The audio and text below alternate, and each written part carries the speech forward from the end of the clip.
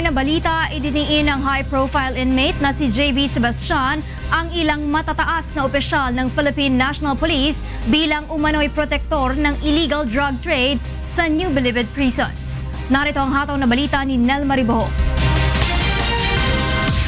Nananatiling talamak ang bentahan ng illegal na droga sa New Bilibid prisons kahit nagsagawa na ng raid noong December 2014. Ito ang bahagi ng salaysay ng high-profile inmate na si JB Sebastian sa pagpapatuloy ng investigasyon ng Kamara sa Bilibid drug trade. Sinabi rin ni Sebastian na noong 2015, nalipat siya sa Building 14 o Special Housing Unit mula sa Maximum Security Compound kasama ang tinatawag na Bilibid 19. Dito niya nakita ang patuloy na illegal na gawain.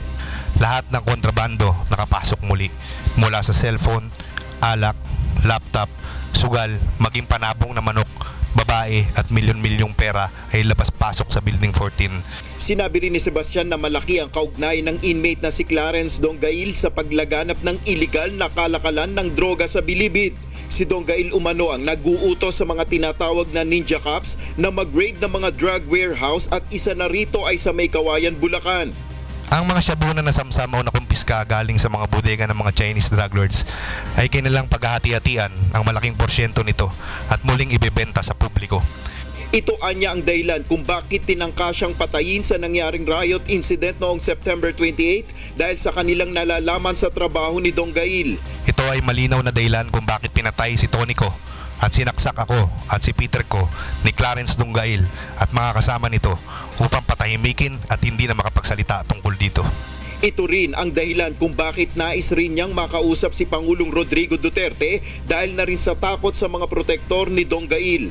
Sapagkat ako ay nangangamba at natatakot dahil ang mga protektor ni Clarence Donggail at ang mga galamay nito ay mga matataas na opisyales sa ating kapulisan na kasalukuyan na aktibong naninilbihan pa rin sa ilalim ng administrasyon ni Pangulong Duterte.